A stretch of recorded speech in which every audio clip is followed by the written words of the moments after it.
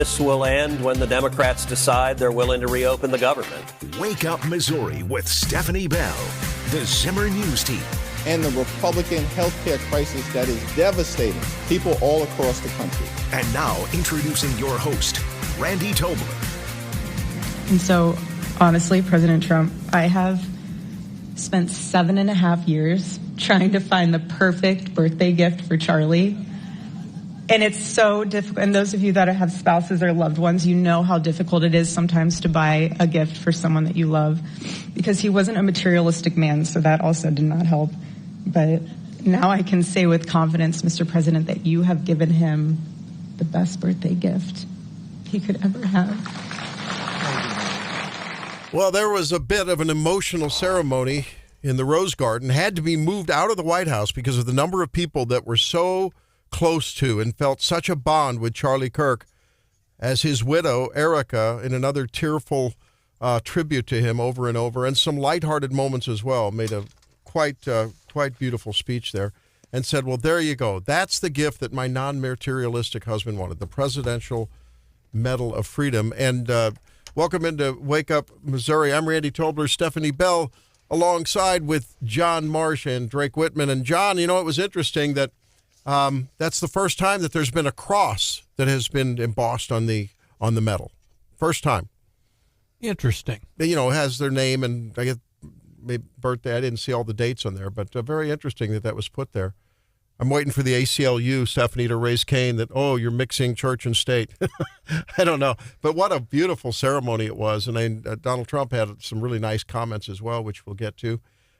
Meanwhile, we wait for the Gaza phase 2 to phase in while the Gazan Hamas terrorists are executing civilians, part of the family, they call them family gangs or family mafia, that's what the Hamas is calling them, the militia, that are basically, you know, trying to, I think, ally and get the sympathies of the family groups, trying to get the sympathies of the civilians and tug them away from Hamas. Doesn't seem to be working out real well. They beat these guys, they drag them out, and they execute them, just summarily put them on their knees. Some of them don't have their shirts on.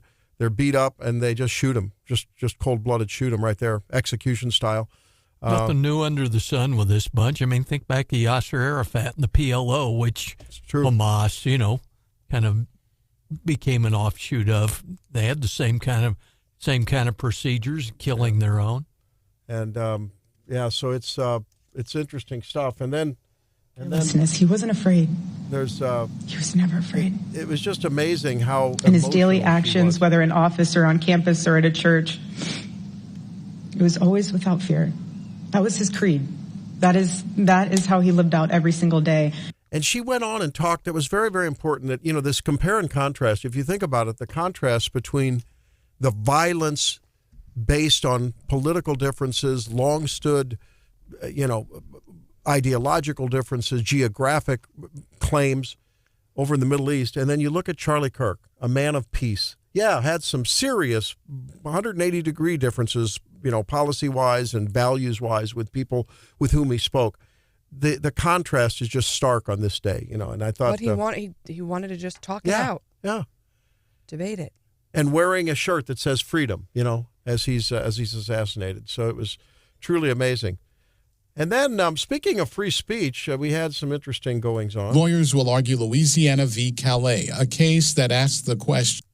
In several states, messages in the group chat among leaders of young Republican organizations in several states repeatedly use racist and homophobic slurs, refer to black people as watermelon people, putting political opponents in gas chambers, and loving Hitler. The 7 months of messages on the Telegram instant messaging service were obtained by Politico. The board of directors of the Young Republicans National Federation is calling on everyone involved to resign. The entire Kansas State Young Republican organization has been shut down. Its vice chair at the time of the chat is let go by the state attorney general's office. A Staten Island, New York state assemblyman fired his chief of staff who made the Hitler comment. Chris Foster, Fox News. This broke yesterday. Politico breaks a story that there was some anti-Semitic, racist chats on a encrypted platform called Telegram. Yeah, I don't know about Telegram. A lot of people use Telegram. Different than Signal. Telegram's a little bit fringe. More Discord-ish. Yeah, toward that direction if you were to put them on a spectrum. Yeah.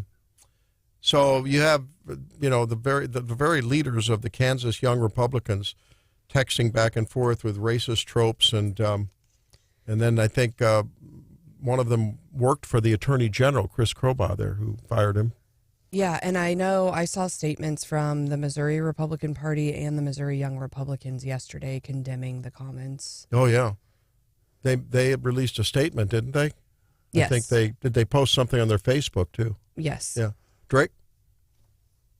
I was gonna tell you to turn up your mic, but yeah, being part of political organizations in college, I wanted to say just because it's Politico that it's probably fake, but that seems pretty par for the course, sadly. Statement from the Missouri Young Republicans says, "We are outraged by the offensive and indefensible language revealed in the Politico article published today." This was dated yesterday, press release. The Missouri Young Republicans and Young Republican National Federation condemn in the strongest possible terms the abhorrent and disgraceful remarks regarding private chats among certain young Republicans who were seeking leadership positions in the 2025 election. They later went on to say that they didn't endorse those candidates as well. So I guess there's some national election that maybe some of these people were running for. The delegation, the Missouri Young Republican delegation, did not support, vote for, or endorse any of the individuals cited in the article. So not a good look. Not a good look for the Young Republicans. And perhaps we can get Frank Catanzaro or someone on to talk about that. Be good. I don't know if, that's damaging. Yeah, I mean, well, you look at this is like the far extreme of the right. They're saying crazy stuff in a group chat, and the far extreme of the left is out assassinating people. So, I mean, I'd much rather have the N-word and Holocaust jokes than assassination. That's just me. I might be old-fashioned. Well, and you make a good point there. And actually, in a subsequent Politico story, Michael Austin, who is chief executive of the Kansas Black Republican Council, said that they unequivocally rebuked the behavior and language revealed in the report. Such conduct is not merely offensive, it's a betrayal of the very principles upon which our party was founded: the defense of liberty, the abolition of slavery, and the belief in the inherent worth and dignity of every human being. Let there be no confusion. These few individuals do not represent Kansas, nor do they reflect the values of Kansas Republicans. All Republicans should in this moment, said Michael Austin, chief executive of the Kansas Black Republican Council, uphold the standard of integrity, moral courage, and respect that has long defined our party's proud history. I think it's a really interesting contrast, because when we saw these statements, I think everyone was immediate to condemn the statements. Now you look at what's going on in the Virginia lieutenant governor's race, where he had said basically, wished this one of his political rivals was dead and their kids were dead. And then Winsome Sears in the governor's race asked Spanberger to pull back her endorsement, and she couldn't do it. Yeah. And they're like, well, each person for their own. I'm not going to say what other people, I'm not going to say when somebody says something that's wrong. They'll have to make their vote. Their choice. Right. Right. And we're like, no, wrong is wrong. Right. If there are people, we have a big tent and we can sometimes disagree, but there are certain things that that are wrong. And racism, I'm going to say that wrong. Any sort of racism, wrong, right? You're right. Any sort of political violence, wrong.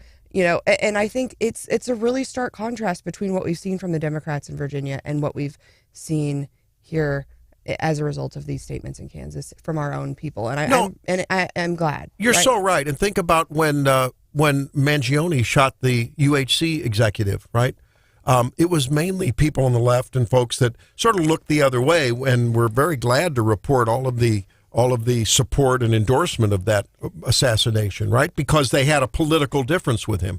That's the difference between the left and the right. They, at a minimum, they tacitly, silently wink, wink, and just don't say anything, which is an endorsement of sort. When you take the fifth on your side of the fence doing actions like that, you're endorsing it, right? Yeah. I mean, I think it's disgusting. And in some cases, they actually do endorse it. I mean, think about during BLM, during the summer of 2020. Kamala Harris donating to the bail funds for these violent domestic terrorists that were destroying Minneapolis. Well, she was endorsing that. I don't know if she personally wrote a check, but she certainly was hawking funds for it. I mean, so again, it's not two wrongs don't make a right here, but certainly we were immediate to call this out. And across the land, young Republicans are saying, whoa, I don't know these people, you know? So, and I mean that metaphorically. I'm sure they know them, but at some level. Now, I haven't heard any reporting of any text within the Missouri young Republicans that have been revealed. Were there? No, not that I'm aware of. We'll continue to look for that. And if we find it, of course, we'll call it out, but we'll see what we can find. So very, very interesting how this is unfolding, and it's not good. Sadly, by the way, on the Attorney General race that you were talking about, Jay Jones. Oh, it's Attorney General, yeah. So, yeah, Attorney. They are that. Well, yeah, but it's Spanberger's for governor, right? Right. I think I said Lieutenant Governor. But it doesn't matter. It doesn't matter. The point is, she is apparently selling merch with his name on it somewhere. I heard that reported this morning. I mean, I haven't seen it, but this was on the Fox News Network. Really? Wouldn't you want that immediately scrubbed from your website? I mean, I'd call the webmeister at 3 a.m. I'd drive to their house and say, get the heck off. Get that coffee cup with me and his name and the lieutenant governor and whatever, you know. Well, and remember, who ran against Youngkin and said all that stuff about parents and schools? Remember that? Help me out here. And it was right down to the wire. And then he goes and says something crazy.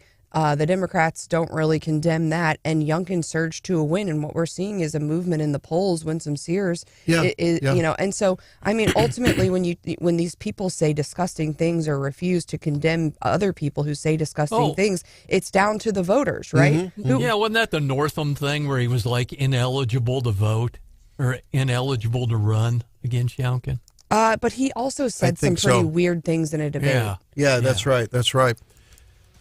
Wow, man, I don't know. You'd think if you were the leader, if you were among the leader, well, anyone, but my gosh, to put on a text that kind of stuff, to think it or say it is one thing. To put it on a text is another thing. I don't get it. Let's see what else is going on with the Daily D.C. Rundown. Speaking of D.C., we talked with Congressman Bob Onder at 7:08, and at 8:08, Zach Smith. There's some serious gerrymandering, voting rights, and other cases coming up with the Supreme Court. Zach will be talking about that and unpacking at 8:08. Stay tuned. It's Wake Up Missouri.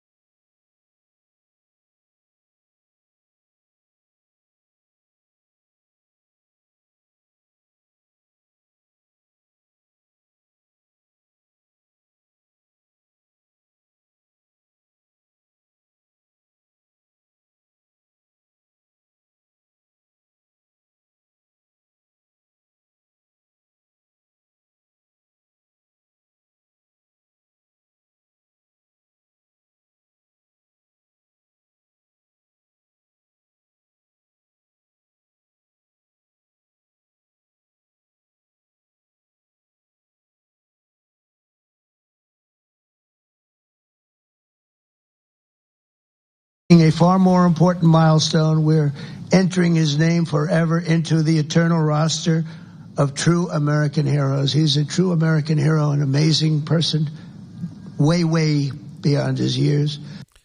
Donald Trump on Charlie Kirk. Here's Stephanie with the Daily DC Rundown. It is a busy week, not so busy week in Congress, but a busy week when it comes to the economy. We got some earnings, or the earnings season kicked off yesterday with big banks. That's JP Morgan, Goldman Sachs, Wells Fargo, Citigroup. They all beat their Q3 profit forecasts. And so it's looking pretty good. Again, that kicks off earnings seasons. And we talked earlier, I think, a few months ago now with Aaron Hedlund, and he's like, some of these economic indicators are pointing in different directions. And so we were watching it really closely, and it seems to be like we're still feeling the stress. We talked to Brad Jones. He said the outlook for small businesses, they're feeling very nervous. We've got a problem in our labor market. At the same time, you see these numbers coming out, and you're like, wow, like, it's looking pretty good. Another good news yesterday, Federal Reserve Chair Jerome Powell spoke at an economic conference in Philadelphia, and he suggested that the weakening labor market will require further cuts despite inflation. So we could see more interest rate cuts coming, and of course that will help us with respect to things like lending and housing. So it's taken longer than I wanted, Randy, but I think we're turning the ship around. Really? Maybe coming around the home stretch into the finish line. I thought Powell's comments yesterday kind of echoed what Brad Jones from NFIB told us with the whole hiring crunch. Yeah, I mean, they kind of paralleled there. That's fair. But certainly those interest rates have been putting a lot of pressure on folks, and and Trump wants to see them come down. It's part of what he's been saying for a long time, and I think they need to come down. Okay, moving on. We've also maybe some not so great news. Yesterday, the new tariffs on furniture went into effect. Randy, did you get all your furniture bought yesterday? We were going to replace a sofa. I guess we'll get the old one cleaned. Importers are now going to pay a 10% tariff on softwood lumber and timber that largely comes from Canada. There's also a new 25% duty on kitchen cabinets, vanities, and upholstered wooden furniture. That 25% on cabinets and vanities will rise to 50% on January 1st. So those are going into effect, while we saw over the weekend some softening in Trump's comments about the 100% threat of tariffs on China. We are hoping to check in with Missouri DNR sometime in the next week on some of our own rare earth minerals as that conversation continues. We're also, I know, Randy, you mentioned, and we'll let him really get into it. We're talking to Zach Smith of Heritage at 8:10, but there is a big case on the Supreme Court's docket today about the Voting Rights Act. That's a case in Louisiana. If you recall, it was already argued once. The court didn't issue the full decision, and now they're picking up this one question that's getting argued, and it has really important implications about congressional redistricting as the states continue to play out whether they will conduct additional redistricting maps here mid-cycle. Of course, we've already got Texas and Missouri, and California's mentioned it, and there's other states that are in the mix as well. So important stuff as we march toward the midterms. It's unclear right now whether that, and this is a question for Zach, whether the court could decide something that might affect this mid-cycle redistricting, like the timing exactly. Yeah, because a lot of the gerrymandering that the Democrats did was based on arguments about racial equity in districts. Yeah. Right. We are also, so the president is going to, he's been very busy, right? Just went on this trip. He had the Charlie Kirk event yesterday. He's holding a press conference with FBI Director Kash Patel at 3 p.m. Eastern today. I wonder if we'll see Andrew Bailey there as well. So he is staying busy and has a ballroom dinner tonight at the White House. All right. Science speaks on Kansas City Chief ref bias. Is there a scandal brewing? That at 6:35. Stay tuned. I think just local news is like the most important stuff to me, even though it's kind of like bad stuff going on around me, but it's the most relevant to me. Where I come from, there's an old plowboy out turning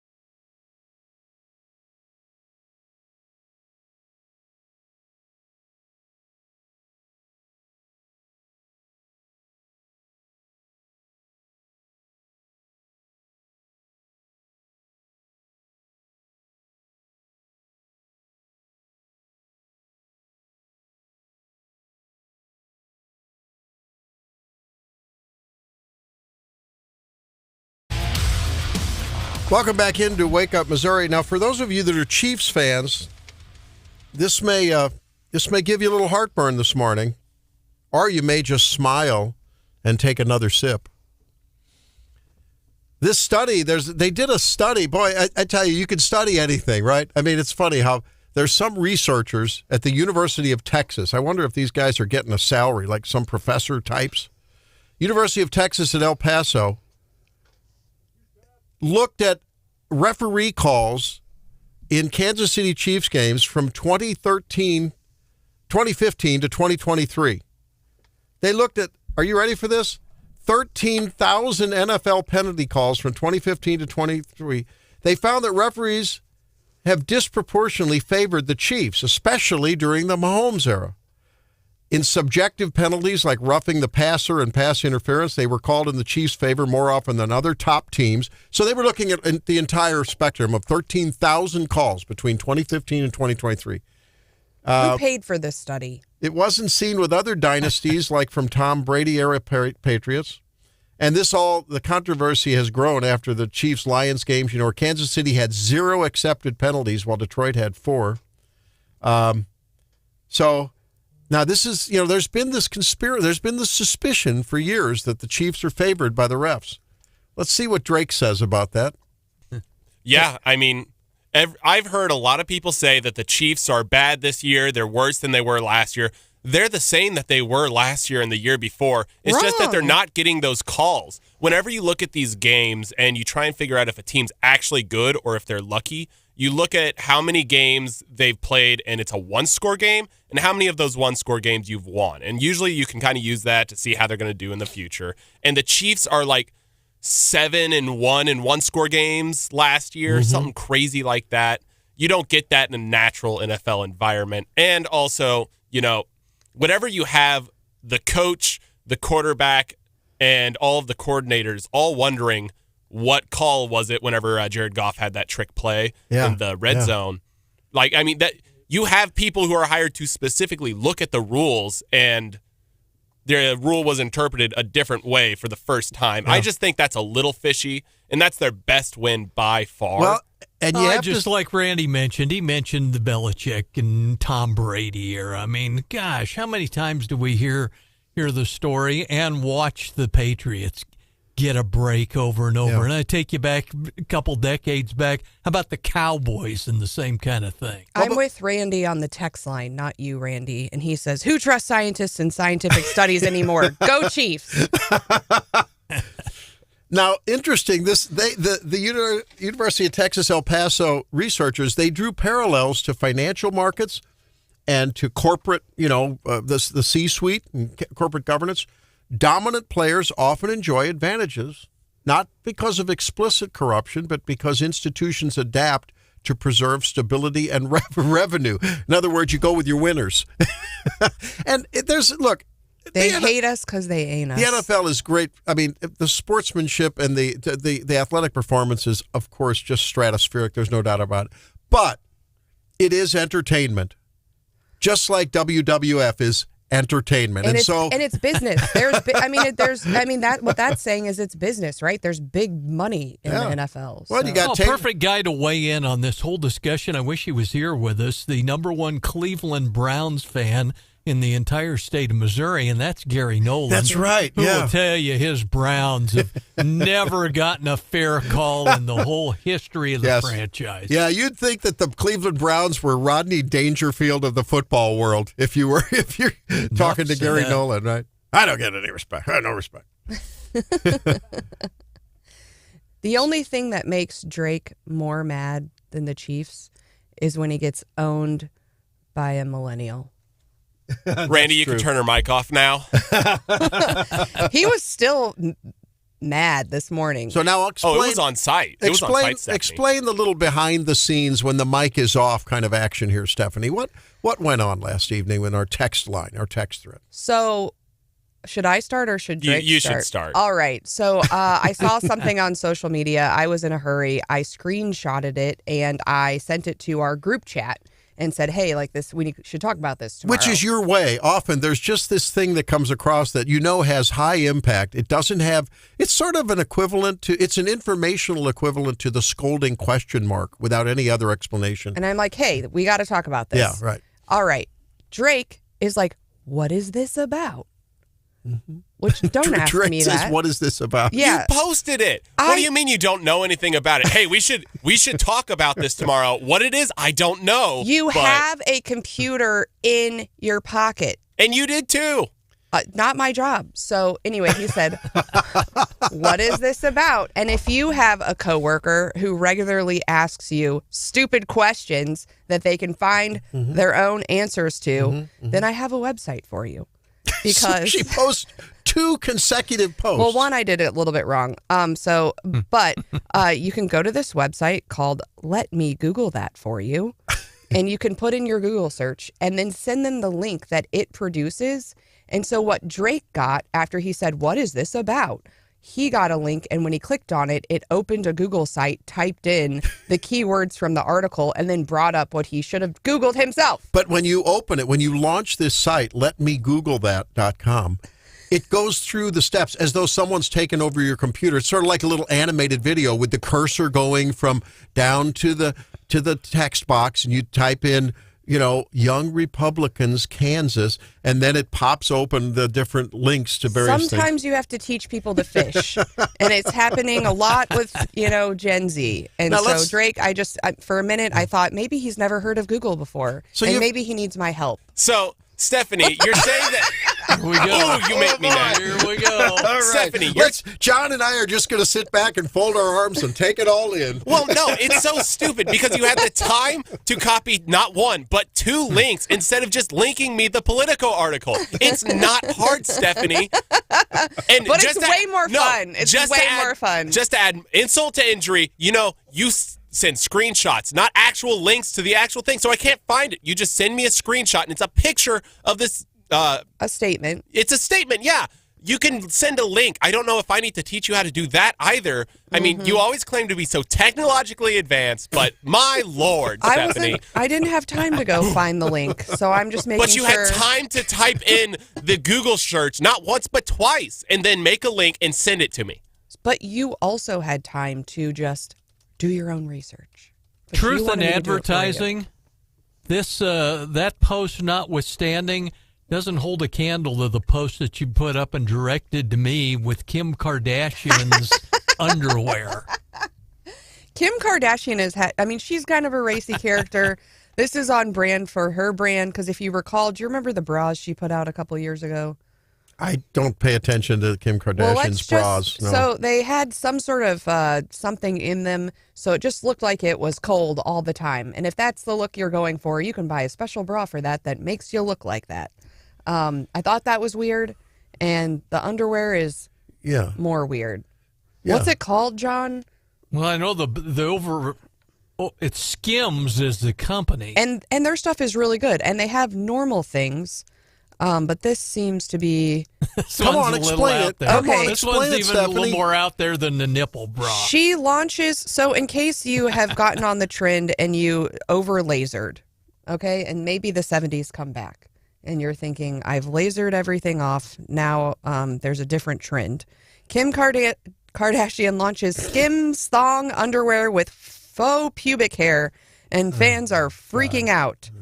So if you need a toupee, I think it might be good when the weather turns cold. Well, since Trump has a tariff on furniture. Drake told me he's going to dress up like an Amish cabinet maker. Maybe he needs a beard. Also, just saying, I don't know. Okay, they are only $32, but fake pubic hair on a thong. Yeah, did you see the picture? If the pandemic ever comes back, you're set. There you go. I and saw your it. husband can borrow it and wear it on his head. or deer hunting as part of his cami with a bow hunter. The fact that there are people that would buy these things makes me concerned about our population. Now, what caught me about this, going back to this this post, and when Drake, what's most troubling about Drake's simple one-liner of what happened? Do you think that Drake took the time with his 5-minute, the beat of a Drosophila wing attention span in this Gen Z age? did you take the opportunity to read the Young Republicans' statement there? Yeah, all it said was like inappropriate comments. It didn't say like what they said. That's what I wanted to know. Yeah. And Randy, you're getting yourself into a fight. Me and Stephanie are arguing about technology. You do not want in on this. Well, look, we've heard about mansplaining. I think we've just invented a new term called Steph-splaining. That was serious. That was some serious Steph-plaining. But now Stephanie, I think that was just a motherly approach to you, right? She was just looking. That was she's just looking out after you. Oh my gosh! Right? I'm reading the article about this underwear. It's bad. Yeah. With our daring new faux hair panty, your carpet can be whatever color you want it to be. That's the tagline. Are people worried about what? Like, I don't know. Well, can you guys like colored contacts? I guess that is too much. This feels like it's April Fool's, right? Like that's something you put out on April Fool's Day. No, you're right, but it's real. I didn't believe that it was real. I don't know. Well, I don't know. At any rate, we're going to step aside, and as we do, we're going to make sure that we honor Steph and Drake, and you guys need to just get along like brother and sister. Fights now and then. Have a big hug, little kumbaya. Don't text me silly questions. What is it? FAFO. Yeah. I'm going to text you the Google website. When we come back on Make Missouri Healthy Again, a little about your insurance coverage, and maybe it's an opportunity to contact your legislator about some health care change in this country now that this shutdown is centered around health care. Be back, and my favorite meal, Helene made a great meal last night. Fall is here. I'll tell you about that recipe when we come back on Make Missouri Healthy Again. It's Wake Up Missouri.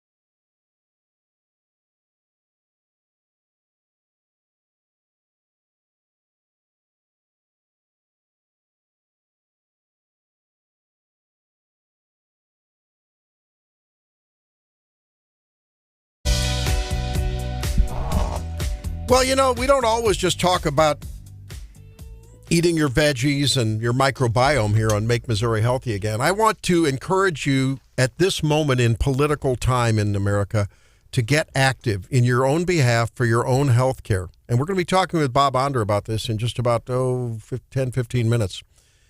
What am I talking about? I don't often agree with this nurse who writes in the Missouri Independent. Her name's Abby Earhart, but she wrote a really very, very nice piece just yesterday called Missouri's Insurance Rules Reward Denial, Not Care. Many of you are covered by employee health insurance that really is sort of immune from any kind of state regulations.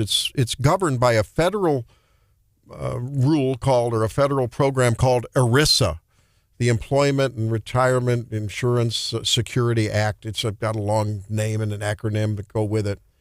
Employment Retirement Income Security Act. This is a years-old federal statute. And it exempts a lot of self-funded employer plans, and many of you work for self-funded plans. Many small hospitals, other small employers, medium-sized employers, some larger employers, self-funded plans. And really, if you complain to the Department of Insurance, it's not going to fix things. And try complaining to the federal government. There's no one to really complain to. So this became painfully clear when Anthem ended its contract with the University of Missouri Healthcare. Remember on April 1st? And remember that feels like a lifetime ago. Yeah, but remember all of the problem. I mean, we were talking about it daily. It was really a big problem. Cindy O'Loughlin to You bring bet. them to She the finally table. she was the Donald Trump, if you will, of the time. She got the parties together and they hammered out an agreement. By the way, if you have Medicare Advantage, an Anthem Medicare Advantage plan, they're getting out of the business here in Missouri, so that's not going to be available anymore next year. But this is the time, because the last card that the Democrats have in their hand in this shutdown, they're playing it heavy and often, is, hey, the premium for my Joe Blow under the Obamacare and their family is going from $3,000 a year to $9,000 a year under the Republican plan. Well, I don't believe that the Republicans really want to see that happen. I think they want to reform and re-engineer the federal Obamacare plan to be truly for people who need it, who just truly can't obtain health care on their own. And we've talked over and over about the different models of health care that are available. They're talking, I'm going to ask Bob about that at 7:05, 7:08. I think they're talking about maybe taking Obamacare from being a gold-plated requirement of all the things they cover. If you're 50 years old, Stephanie, when you get to be 50 in about 20 years, I don't think that you'll need maternity coverage, will you? I don't think you'll need that. Probably not. Hopefully not.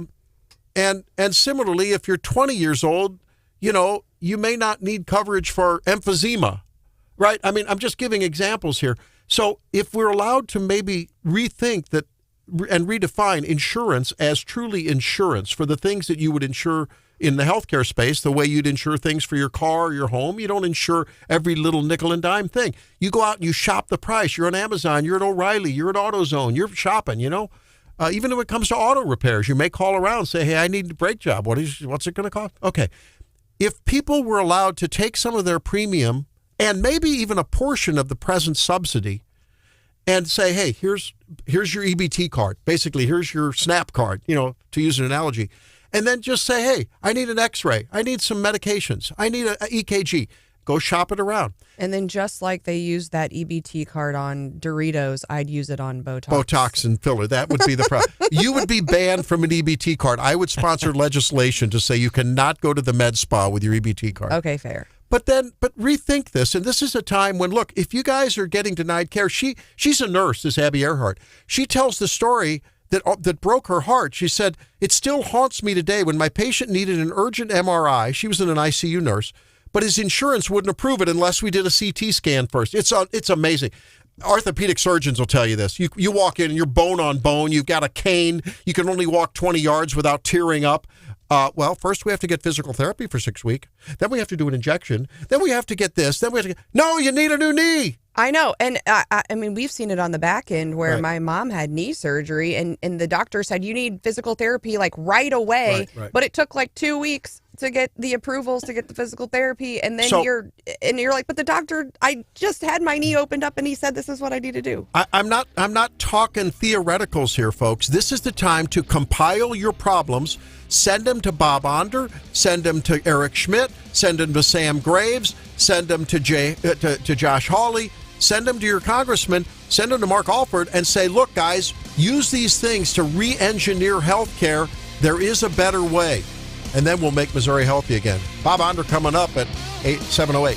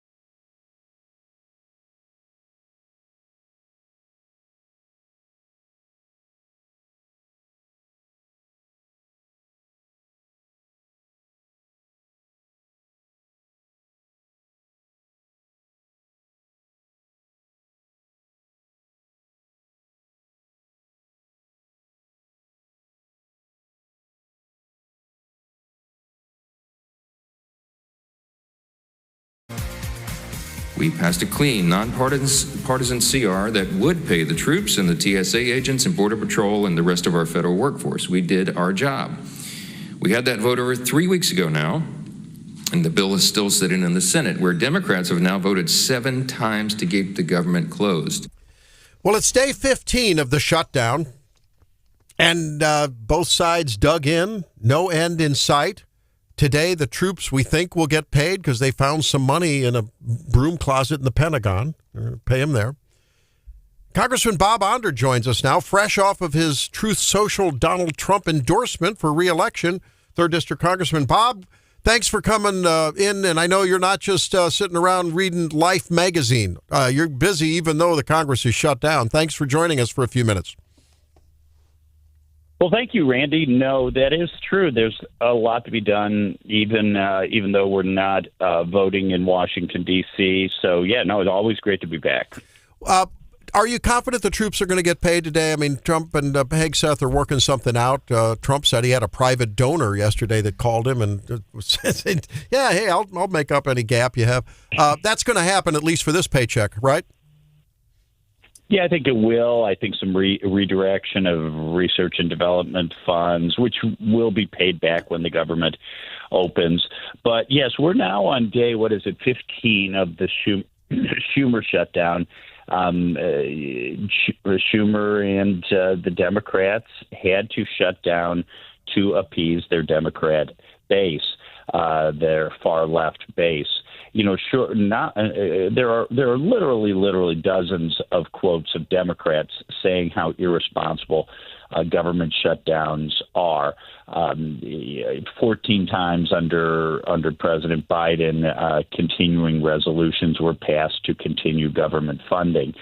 And generally, when one party decides to use that threat of a shutdown or an actual shutdown to get big policy agenda items passed, they get burned, as we did, as Republicans did, when it was used to try to repeal Obamacare, and on another occasion when Republicans tried to get funding for Trump's border wall by shutting down the government. So I don't think it didn't work in the past, and I don't think it will. I think we as Speaker Johnson said, we did our work back on September 19. Now it's time for the Democrats to do the responsible thing and vote to open the government back up and fund all of our government employees, including our troops. Bob, there's been some viral videos of Congressman Lawler from New York, one of your colleagues there in the House, with some pretty testy, pretty contentious interactions. First with Hakeem Jeffries, the minority leader, and then with the Arizona senators, Kelly and his colleague. Have you had any sort of tense or awkward moments with your Democrats on the other side of the aisle during the shutdown? Yeah, I have not. I think in large part, I think this is why Speaker Johnson wanted to keep us out of Washington D.C. And back home. And so I, as well as most of my Republican colleagues, have concentrated on catching up on district work, constituent service, meeting with various groups, going to various locations throughout our district. I've done a lot of that over the last couple of weeks. But yeah, being in D.C. in the face of Hakeem Jeffries or Chuck Schumer, I don't think is the most productive way to spend our time here. And yesterday you signed on to a letter about gender-altering surgeries. Talk to us about that letter to Secretary Bessent. Yeah, that's right. I not signed on. I led the letter. Okay. The Republican Study Committee, which is the main, if you will, conservative think tank within the Republican caucus, asked me to lead that letter.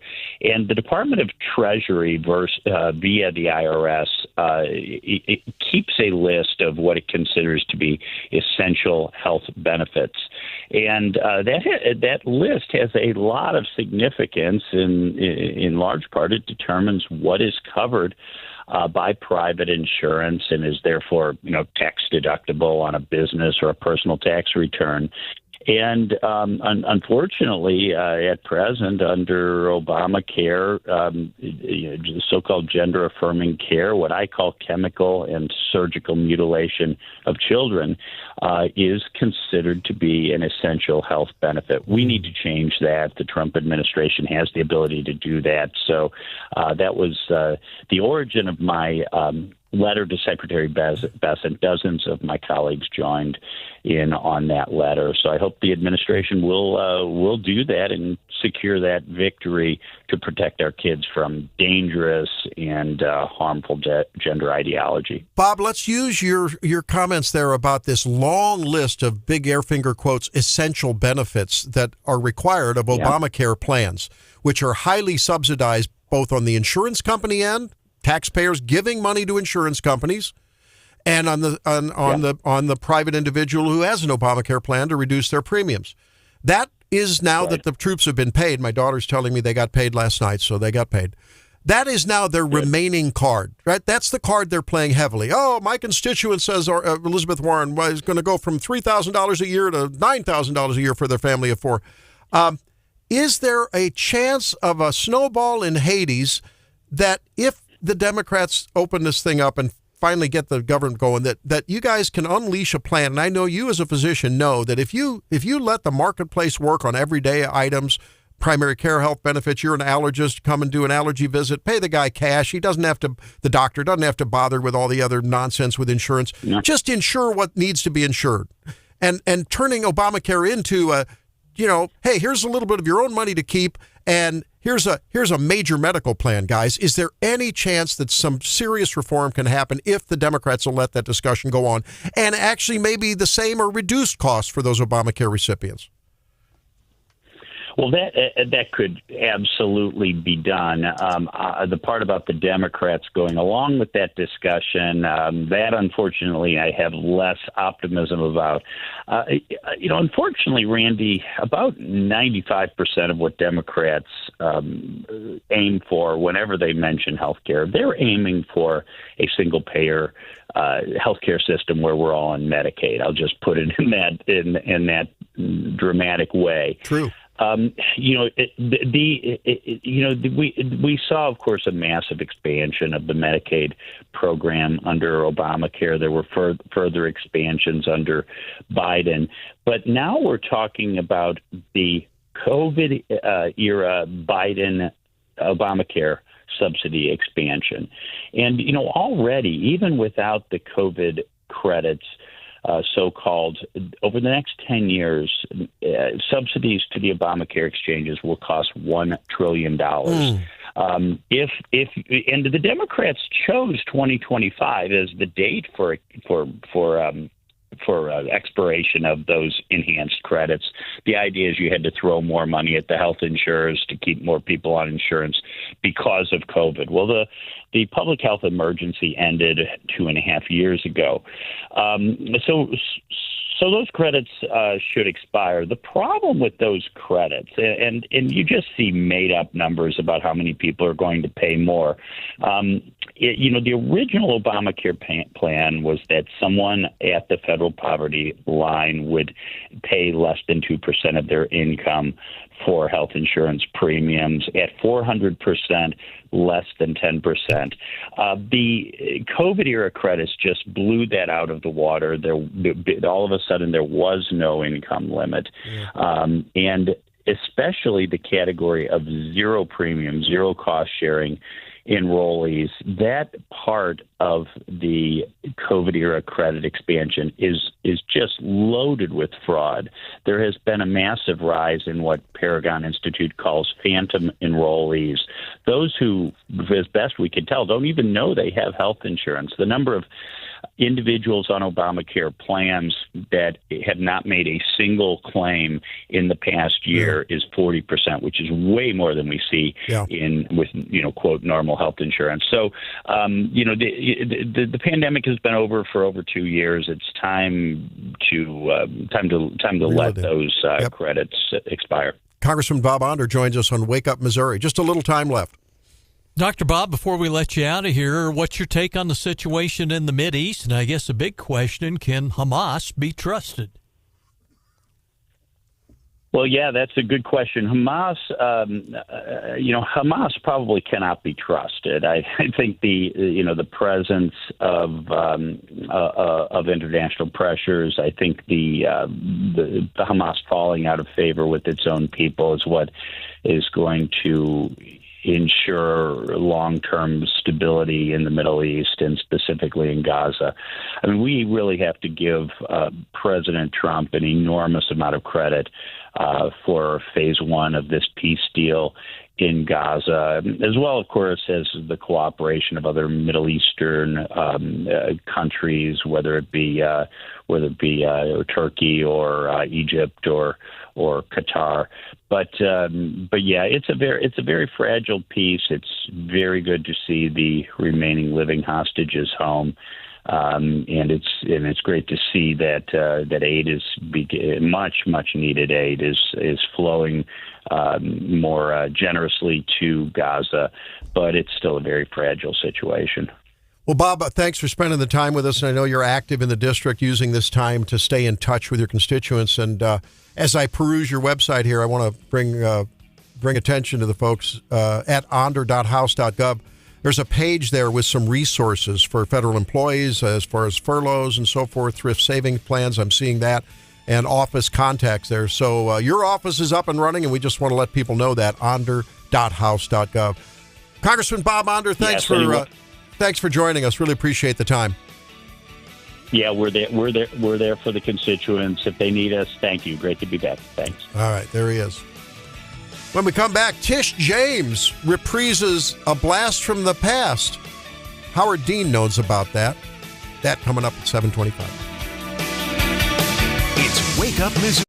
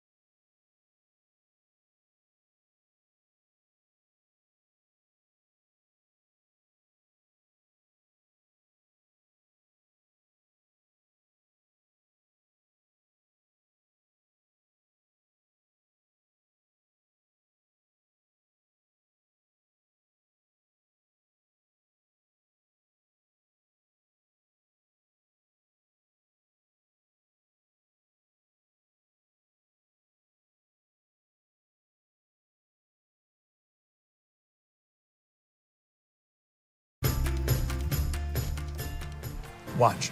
We see powerful voices trying to silence truth and punish dissent, and yes, weaponize justice for political gain. We are witnessing the fraying of our democracy, the erosion of our system of government, and I will not bow, I will not break, I will not bend, I will not capitulate, I will not give in, I will not give up. Well, that was Letitia James with her first public appearance during a Mamdani rally up in New York City after her federal indictment on bank charges. And she reminded me, politicians once in a while go wild, right? They just sort of lose their filters. Helene and I heard that, and she said, that reminds me of something back in the second George Bush election. Just I don't know, you just tell me. Is it sort of reminiscent? Something about these Democrats that are going a little bit wild when they get on the stump here. And, because they're emotionally driven, not as rationally driven. I think that's fair to say of progressives and woke and liberals. Everything's about the emotions and the feelings instead of the reality and getting things done. It's more about feelings. Here, listen. Do you remember Not only that? are we going to New Hampshire, Tom Harkin, we're going to South Carolina and Oklahoma and Arizona and North Dakota and New Mexico. And we're going to California and Texas and New York. And we're going to South Dakota and Oregon and Washington and Michigan. And then we're going to Washington, D.C. to take back the White House. Remember that was in the 2004. That was right after the Iowa primary. Good old Howard Dean. Former Vermont Governor Howard Dean had won the Iowa primary. Really stunning. And he was like, wow, we're taking it back. And actually at the pinnacle of his political success, he blew it. Terrible. And he never could live that down. He later on had some fun. I think it was in the election, probably the 2016, I think, during the DNC convention. He sort of reprised a little bit of that speech without the scream. The Dean scream. The Dean scream, yeah. But at least, the tone, though, is different. I mean, hers is so angry. Yeah. It mirrors the tone we're hearing nationally from a lot of Democrats right now. It's just, it's that angry. He was just overly excited. You're right. But it's sanctum. But you're right. And how can you, Letitia James, who invoked statutes and stretched them more than you could stretch bubble gum on your shoe on a hot summer day and still keep the string intact? I mean, it was... You can't stretch the statutes any more than she did to go after Donald Trump. Talk about weaponization. She talked about it in her campaign for New York AG. That's unheard of, right? And I'm going to get this guy. I don't know how, but I'm going to find some law to get him. And then to have the audacity to say the DOJ, Trump's DOJ, is weaponizing things against her. I'm sorry, if you call your father your husband on a bank application, which she allegedly has done on a loan application, does anyone see that as problematic? I mean, I don't know. I heard the guy who heads that agency that oversees the Freddie Mae and Freddie Mac and, those kind of lending rules and stuff. He said, look, we go after people all the time when they lie on their mortgage application.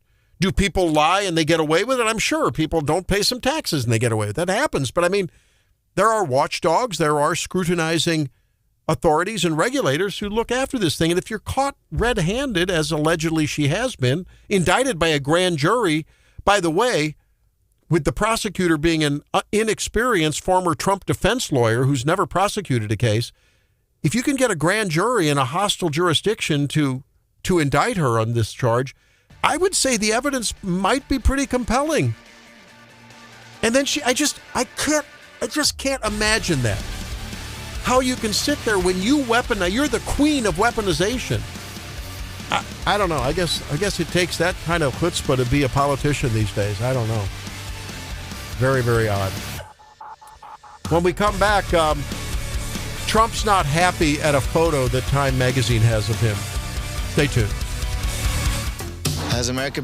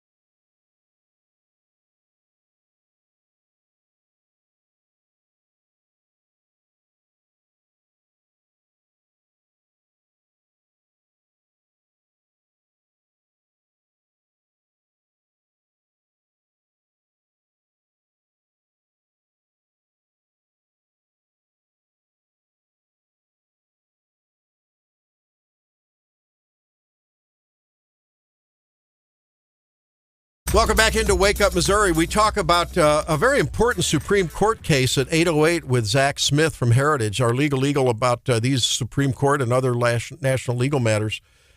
He and Stephanie can help us unpack these kind of things. But there's a very important court case coming up, as well as the reduction in force move by OMB Russell Vought. And what does that mean? This is unprecedented during a shutdown for the government to the administration to just say, sorry, we're eliminating your job. We're not furloughing you. Your job's eliminated. Yeah. So that and other things. But before that, there's some very important, weighty issues we have to talk about. The president's got his panties all in a wad over the Time magazine cover photo of him. Did you see that stuff? Yeah. So it's this picture. Imagine you're standing there looking sort of Obama-esque into the air, sort of looking up. You know how Obama used to have his chin up and I'm going to be on Mount Rushmore, Okay, so it's got that sort of airy look. Look at me, I'm wonderful. But imagine now the cameraman on his knee at maybe the camera looking up the left shoulder of the suit and catching the right shoulder of the suit, catching the right chin and the ear, and that's it. It's just sort of a, what do they call it? A look that's very benevolent look, right? Like he's really superior. And Trump is all worked up over it. He is just, it's a low angle shot. And I think someone texted earlier that Drake needed to unbunch his panties. Yeah, I think so. He did. Yeah. Oh. In case you missed that, you'll have to check the podcast out. That's what you're saying Donald Trump needs to do? On our little show member thread that we have back and forth last night, Stephanie had to Steph-splain how to go find some information about a text that she sent us. I knew how to do it. I went and found out, and Drunk says, what's happening? And then and then Steph puts, letmegoogle.com? Yeah. I can just take the show off air at any moment, right? I know like you're in my world. Peter's you do that. Tread lightly. Peter's going to take you to the woodshed. You do that, brother. Peter's going to take, yeah. Because he's on with for Gary Nolan next after us. Maybe we'll switch producers. Maybe then we'll get along. Well, we could only hope. You do see this, but you do okay. Trump has a point though. I love you, Drake. Photos. I love you. And Drake does this to me all the time, too, because he's Gen Z, and they do those any parent knows what I'm talking about, because the kids these days, they put their phone on 0.5, they get really close to your face, and then they take these weird photos of you, and you look horrible, and your forehead's all distorted, and they think it's hilarious, and I hate it. Trump has a point, because I even noticed this amongst Missouri politicians. Andrew Bailey's like a good-looking guy. Yeah. The Post-Dispatch always put a photo. He'd win this big case, and they get some weird photo of him like talking. His mouth looked weird, and so you can always tell who they like and who they don't, because they selectively pick these photos and make you look weird when you really don't. They did it with Ashcroft. They always got a picture of him with his hair kind of messed up and made him look kind of disheveled. So I get where Trump's coming from, because it happens all the time where you're like, really, that's the photo? What's really weird, though, is, there's two ways to look at this. Yes, the not only do they bias their reporting, but they're biasing now their photography.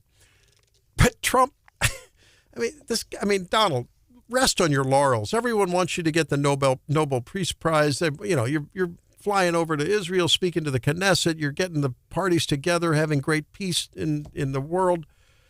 And here's what he wrote on Truth Social. Time magazine wrote a relatively good story about me, but the picture may be the worst of all time in capitals. They disappeared my hair, then had something floating on top of my head that looked like a floating crown, but an extremely small one. Really weird. I never liked taking pictures from underneath angles, but this is a super bad picture and deserves to be called out. What are they doing and why? Well, and any woman and husband who takes photos of women, the women are always like, raise the camera up, because if you take a photo, if you take a photo from a little bit down below, you tend to get like a double chin. Get the jowls. And he doesn't really have a double chin, but he's got a little bit of like a neck folds, which is, not super See great. His nose hairs. Yeah, it's just, right, John. Remember when people first started using Zoom and everyone didn't know how to raise their computer up and you just stared up people's nose the whole time? This is a little bit of that angle. Speaking of pictures on popular media, Am I weird? Well, I am, but am I? Yes. Yeah. Am I weird about the things that I get? My ADD, I guess, is weird. So now with this super high DT, I don't have a 4K TV and all that, but I got just a regular high definition TV like everyone has now, right? But I was commenting to Helene the other day. It was either we were looking at a clip of The View or CNN or maybe Fox News, and I was saying, man, look at that woman's beautiful complexion and everything, but then the neck. Yeah. The neck is like so sun damaged, right, that it shows and it's almost distracting. Is that just me, or do you notice that too? No, that's where you can tell. I mean, if you want to look at people's neck and their hands and their elbows. But why don't they make up their neck? If you're going to make up your face, why don't you make up your neck too? And it also, I mean, a lot of people don't necessarily procedures are expensive, right? And so people, I'm hoping that my med spa friends are seeing the same thing. But it's extra money to Fraxel or laser your neck or to Botox your neck. I see. And so I think a lot of people focus on their face when really you can take that face laser all the way down to your, chest. It's just weird how now with that, and it's just so distracting because it's so crisp. Everything is just like a microscope. I would also say I don't like putting makeup down too low on my neck because it gets on your clothes. Oh, and then I forgot you've got about makeup. So, if they're on TV, they should have the professional stuff, which now is some sort of paint/glue, and you need a paint remover to get it. Varnish cosmetic? Oh, it's horrible. Yeah. The women know this. If you spill that stuff on your clothes these days, it is so long lasting and all wear and good. Yeah. Your stuff's ruined. If it gets on your clothes, it's impossible to get for out. those of you who want to see proof in action of let's just say television Beauty and the Beast, log on to our Facebook page. You'll see the Beauty and the Beast.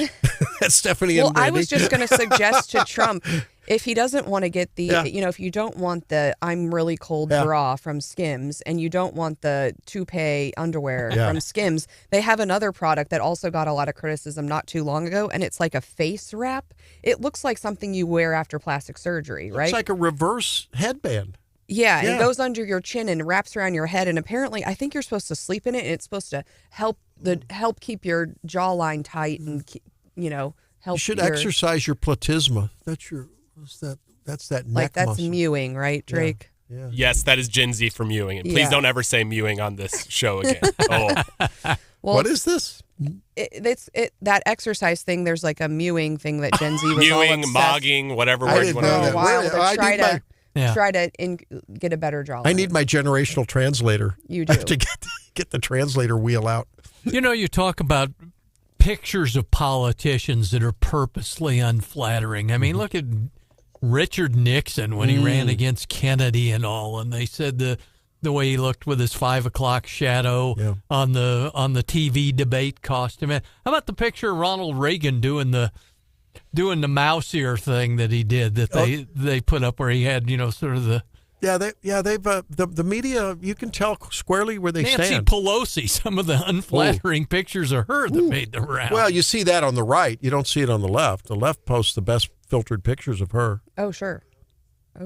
So will the day come where AI can be applied to live stuff to where maybe they can say, hey, AI, make my neck look like my made-up face because I'm going to be on TV. On social media, that's called a filter. Remember when we taught you about filters? No, I know that, but no. I'm talking about live TV. I wonder if they'll be able to apply that through the... I think they probably already do a little bit. So? I know you know about filters. Well, tell me about but think about your and I'm too nervous on work meetings to try to mess with the Zoom and all the features. Yeah. But you can definitely there's this thing that you can switch on that says improve my appearance, and I don't know exactly what it does, but I do think it gives maybe a little bit of a blurring effect. I think it's on Zoom. Maybe you can do it on Teams as well. I'm not sure, but when you can go in and blur the background or give yourself an office, you can also on some of those. And so that would be similar to what you could do on live TV, I assume. Well, I have to talk. I'll have to get some Do you have a side gig that you could consult with me? The next time I do a Newsmax hit, yesterday I did a little Newsmax thing. Yeah. And I was looking at myself in a preview thing while I'm waiting to do a little panel discussion there. And I told Helene, I said, this is not good. So then we put the little light on that you can change the colors, the little LED light. I was going to say, I did that. The best thing you can do is really good lighting. I have ring lights all over. And I mean, if you can get some natural light on your face and a warm ring light, that will help out a lot. And then I mean, look at us in the studio. Yeah. I mean, if I walked out right now, people would be like, oh. Yeah. But like the lighting in here, we have lots of good lighting in here, and it helps. Well, it kind of gives Randy a shiner on the top of his head. The glare off my head is going to blind Stephanie here. But it makes my skin look really pretty, actually. So get some good lighting, and don't do the filters, because some of them are real weird. I need to have Helene or Sammy do a little makeup on a little, what's that? The brush with the little powder that you do? Yeah, I mean, if you think Josh Hawley isn't going on Fox with a whole face full of makeup, I mean, for real. And Eric Schmidt too. I mean, they've gotten better at it, and if you do that regularly, men just get used to it. Not right? enough makeup. I remember when I was at CPAC, we were back in the green room before people were going out on the big stage, and they were like, I got to go in here and get the powder. The politician who really, really looks good on TV every time he's on is a guy who did that for a living, and that's Mark Alford. Yes, right. Yes. I think Carrie Lake looks really very, very good too. And the other thing that men can do. She was an anchor. And you just shouldn't be embarrassed. You can do eye patches. You put them in the fridge, they're cold, and you put them under your eyes, and they really tighten up the under eye if you're feeling tired or you're puffy or whatever. Actually, you just need sleep. But then you can take them off, and no one knows that you are wearing eye patches at home, and it can really improve. The other thing is if you get a tinted moisturizer, so not actual makeup, but tinted moisturizer. Yes, they make moisturizers now. They have just a little bit of tint in them, and you put it on like lotion, so it's not really makeup, but it just smooths out a little bit of the imperfections. No one will know, and it can drastically improve your appearance. Well, I'm waiting for a response to my email to Nicolas Cage about that movie Face Off. I want that mask. I just want to talk to that guy. There you go. John, what's coming up in your segment? Hey, dude, don't confess your crimes to Chat GPT, especially if you're in Springfield. Oh, okay. Can't wait to hear that when we come back on Wake Up Missouri. And some Supreme Court talk and some reduction in force, not furlough talk, at 8:08 with Zach Smith. It's Wake Up Missouri.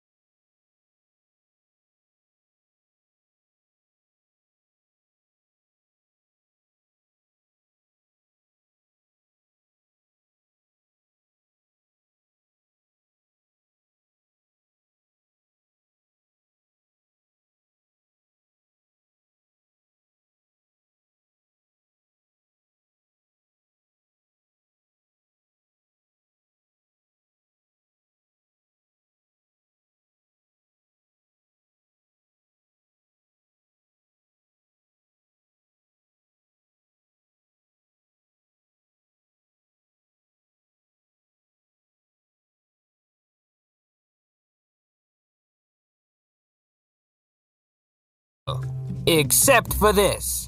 In Springfield, Missouri, 19-year-old Ryan Schaefer went on a crime spree last month in a Missouri State University parking lot. The MSU sophomore allegedly shattered car windows, ripped off side mirrors, dented hoods, and broke windshield wipers. When cops visited him at his apartment the next day, he admitted the person on surveillance video did bear a resemblance to him and turned his phone over as evidence.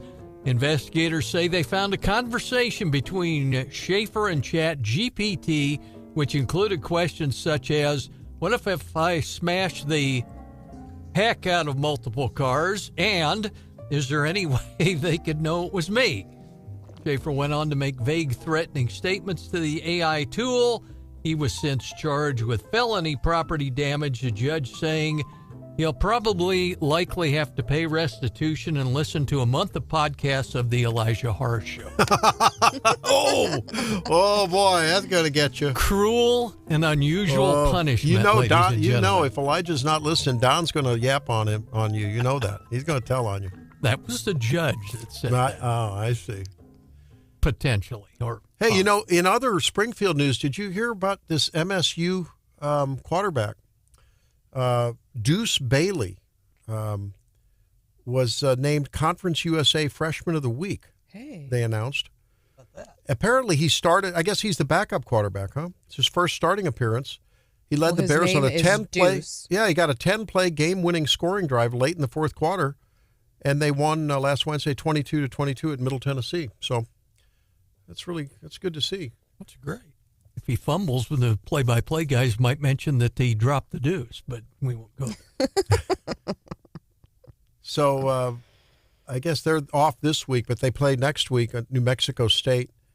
And they've got an interesting schedule. They actually have some fairly formidable competition, Drake. They're beating some pretty good teams. They're playing some pretty good teams. So we'll see what happens.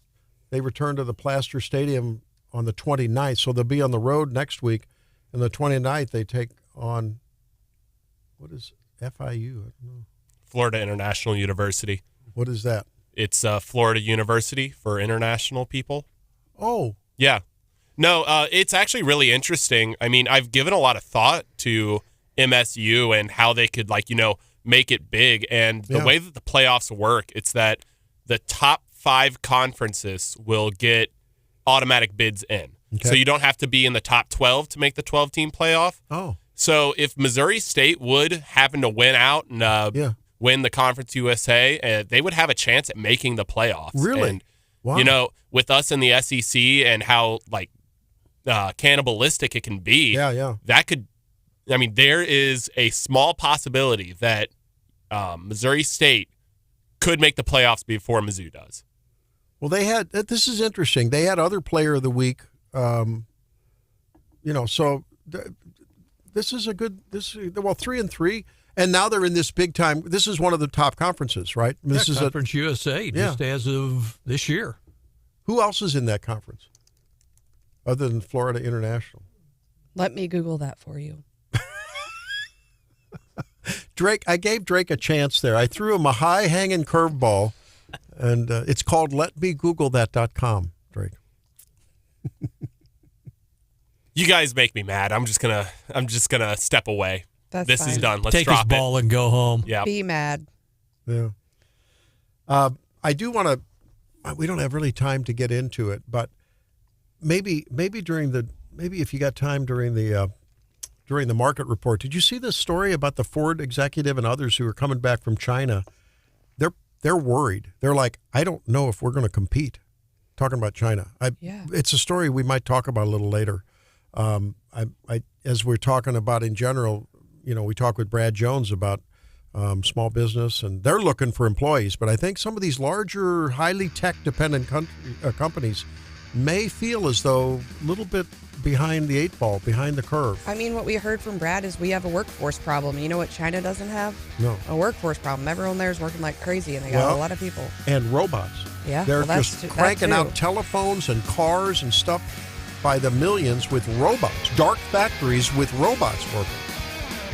Let's see if gerrymandering and how it affects Congress's redistricting affects us. Coming back at 8:08.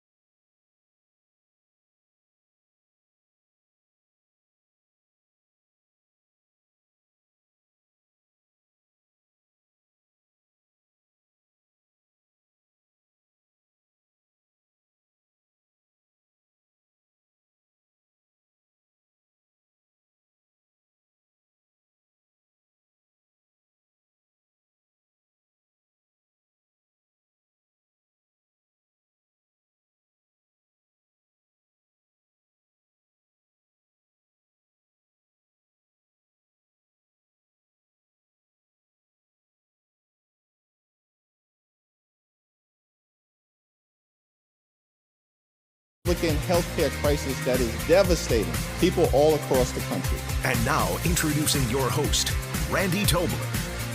Lawyers will argue Louisiana v. Calais, a case that asks the question, did Louisiana lawmakers in 2024 rely too much on race to create a second majority black congressional district? Well, there is what may sound like a bit of an esoteric Supreme Court case that is hanging out there that could have profound impact on the midterms and Donald Trump's second term in general. To help us understand that and unpack other things going on in our legal world, it's Zach Smith from Heritage, also himself an author about the rogue prosecutors. He joins us now. And Zach, this gerrymandering case in Louisiana has widespread impact, right? Yeah, it definitely does. Well, thanks for having me on the show this morning, Randy. This case is called Louisiana versus Calais. Now, what's interesting about this particular case, the court will hear oral arguments in it on Thursday. The court actually has already heard arguments in this case last term, but they decided to hold off on making a decision, hold it over, and hear arguments again this term. That's very unusual for the court to do. Whenever the court has done that in the past, it typically means they're thinking about making a big change in the law. Other cases that they've heard in two different terms that had re-argued have been cases like Roe versus Wade, Citizens United, Brown versus Board of Education. So this is a big, big case to watch. And the reason this case matters is essentially states are challenging Section 2 of the Voting Rights Act. They're saying that the Voting Rights Act, which as it's been interpreted, requires states to take race into account when drawing congressional or other state legislative districts. The states say that conflicts with the Equal Protection Clause's requirement that states draw their districts on race-neutral grounds. So this case, no matter what the court decides, is going to have a big impact when states draw legislative districts. It's going to have a big impact on the upcoming 2026 midterm elections, and it's going to have a big impact on future elections as well. Can you talk to us just a little bit about the timing? Because Missouri just drew a new map. There are other states considering drawing new maps. Is there a potential that it affects the maps that are being drawn now? Or really are we going to, it's possible that we don't really see the impact till 2028? Well, I think it depends on where the legislatures are in their map drawing process. Now, of course, if the Supreme Court makes a change in its case law, how Section 2 of the Voting Rights Act is being interpreted, then, of course, the states will need to take that into account, hopefully before any upcoming elections. And so I know some states are holding back a little bit on redrawing some of their districts until they wait and see what the court decides, what the court does with this case. But I suspect many states will be watching this case very closely and may be looking to take very quick action whenever the court releases its decision. Let me see if I can get an A on the classroom that is Zach Smith and SCOTUS 101 for amateur talking heads on the radio. I recall that Justice Roberts, in one of the recent cases with affirmative action, basically said, paraphrasing here, you don't use racism to solve racism, right? And yeah, okay, it appears to me that that's essentially what the opponents to this, the people that want to continue using racial metrics to define congressional districts, or at least to limit gerrymandering, seems like that what they would be arguing, right? And I guess if I was arguing in front of the Supreme Court, I'd say, well, justices, if we're going to allow us to take a look at the percentage of a given minority in a state to help define the district percentages and who they should represent, what about transgenders? What about Hispanics? What about Greek people from Crete? Where does it end, right? I think that's, to me, this seems a very specious argument to try to defend this kind of a policy that we need to somehow match our congressional districts to racial quotas. Yeah, that's exactly right. And think about how demeaning and reductionist that type of argument is as well, assuming that because someone is of a certain race, that they will also want another candidate of that race, that they may not hold differing political beliefs or views than other people of the same race. And so this is a problematic policy from top to bottom. Keep in mind, the Supreme Court has already overruled or ruled unconstitutional another provision of the Voting Rights Act. And so I suspect many people will be watching this case very closely. And I think one of the rationales you've seen some of the justices express in some of this past voting rights type litigation is that even if the Voting Rights Act and certain provisions of it were necessary given the racial strife, the Jim Crow laws of the 1950s, 1960s, the facts on the ground today are very different than they were in the 50s and 60s, and thankfully so in many respects. And so I think the justices are going to take a close look on this. But look, Randy, you're exactly right. And I think Chief Justice Roberts was exactly right when he said that the way to stop treating people differently based on race is to stop treating people differently based on their race. And so, again, this will be a very big case no matter what the justices decide. Zach Smith joins us this morning on Wake Up Missouri. Of course, is the author of a book describing how rogue and how just dishonorable are these rogue prosecutors like Letitia James and others. And you'll want to pick that up as well as keep in touch with him on the Daily Signal and other things through Heritage at heritage.org. Zach, doesn't this whole one person, one vote thing go back to the Supreme Court during the big days of the civil rights era in the mid-'60s? Didn't they decide this whole thing 14th Amendment-wise once before? Well, they did. The one person, one vote standard has been in place for quite a while now, and I don't think that's what will be at issue in this case. You know, what is at issue is the fact that, unfortunately, states have really been using race to draw congressional districts for many years. And I think if you listen to the legislatures, what they're saying is that not only do many of them have a moral problem with this, as they should, not only do many of them have a constitutional problem, as they should, but it really doesn't even achieve the outcomes that it's supposed to achieve. And so it's been accepted that that legislatures can draw districts based on partisan preferences. Many want to draw districts based on compactness, keeping traditional communities and towns together. And so there are a lot of factors that go into drawing congressional districts. But this idea, again, that we should categorize people based on their race, that we should treat people differently based on their race, that is something that should be anathema to our system of government. Well, and after all, Zach, if you think about it, too, isn't it the woke left that would defend this old policy for an old time culturally that loves a living constitution and a living interpretation of it? You'd think that they'd want to have interpretations and big tectonic changes as the times change, right? Wink, wink. Well, look, Randy, I think many on the left are unable to defend this position on policy grounds. It seems like it should be uncontroversial to say that everyone should be treated equally, regardless of their race. And yet today, so many on the left fight against that very principle. Okay, so let's pivot to this. I saw a little sound clip with Chris Murphy, Senator Chris Murphy, who everyone's talking about, senator from Connecticut, talking about, running for president in 28. And he was implying that this reduction in force tactic that the administration, under the direction of Russell Vought at OMB, and it's unprecedented from what I understand. Furlough is one thing. You don't work and then you get back pay when you come back to work. But actually just saying, hey, here's your pink slip, not because of performance, not because you're over 50 or you're a female or you're black or you're Hispanic or whatever. So they avoid all of those problems. Just say, look, we're eliminating the job, reduction in force. Chris Murphy was saying that, well, he was questioning whether that is legal or not. And that's a consistent theme with a lot of the bold moves that Trump has made. Is there any argument there?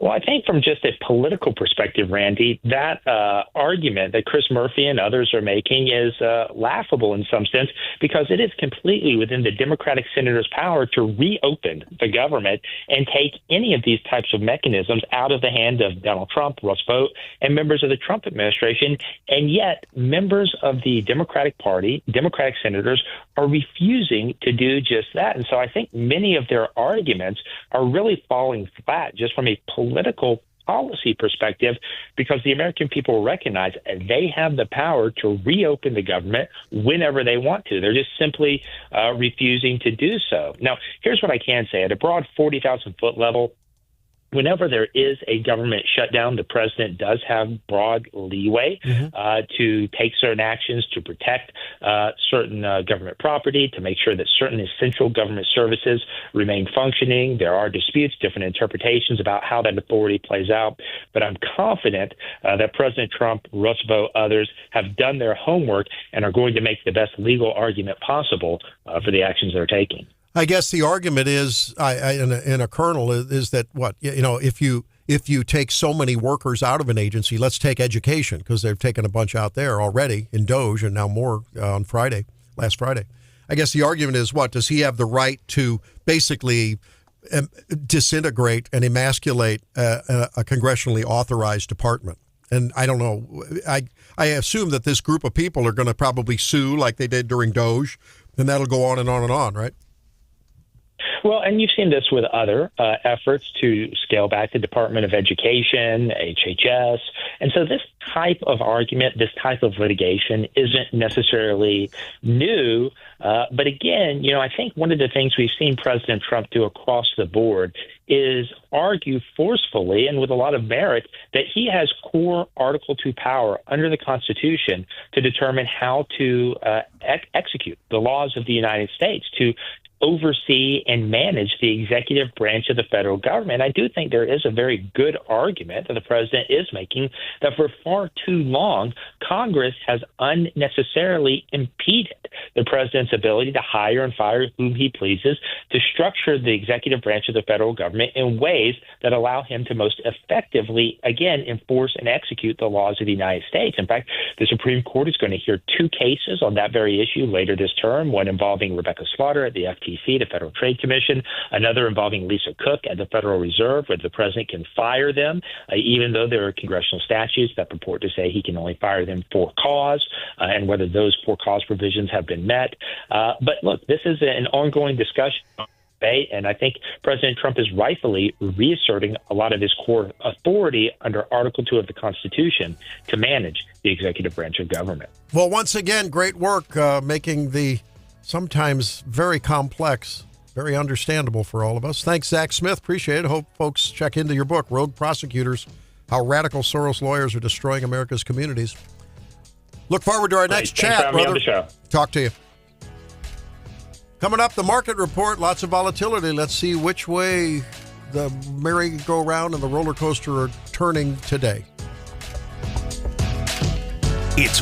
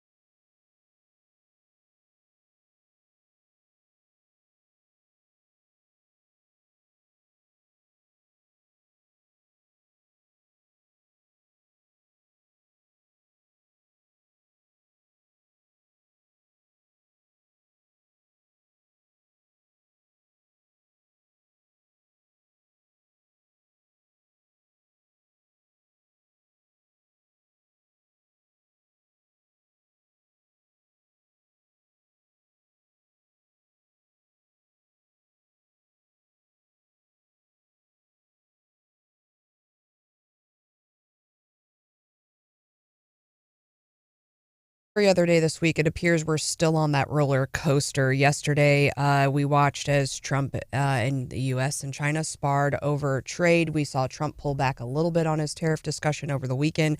But then, of course, China is making threats and snubbing U.S. soybeans. So Trump apparently threatened to ban Chinese cooking oil. So ultimately, we ended up mixed. But if you were watching it yesterday, we were kind of all over the place. The Dow ended up 0.44%, S&P down 0.16%, NASDAQ down 0.76%. The losses were in technology, consumer discretionary, and energy, and leading the gainers yesterday were financials, industrials, and consumer staples.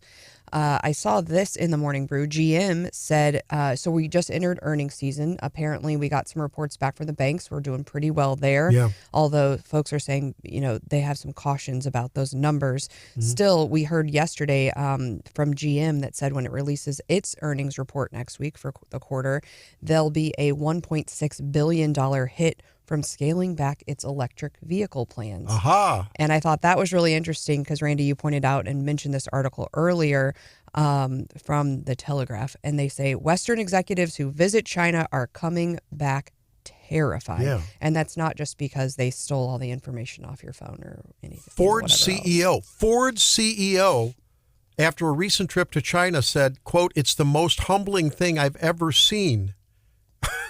And I mentioned EVs, but he also said we are in global competition with China. It's not just EVs. Yes. And if we lose this, we do not have a future at Ford.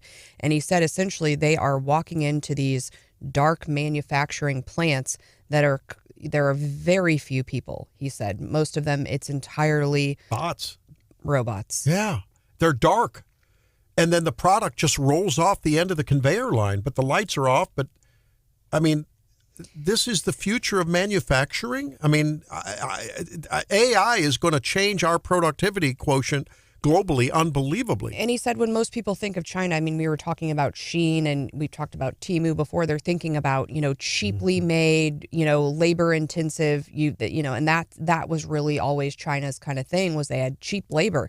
And he's saying, no, these products are not cheaply. These are high tech, high dollar, high quality products. And he talks about not only EVs, but there's apparently one that's focused on cell phones, I think. Yeah. And they're just churning them out with very little labor cost and all these robots. So, no, it's not the buy it and break it and buy another one because it's cheap anymore from China with a lot of these things. They're beginning to lead the world in revolutionary and innovative tech. So quality. Last year, apparently, we added just 34,000 robots. Who's in charge of counting the robots?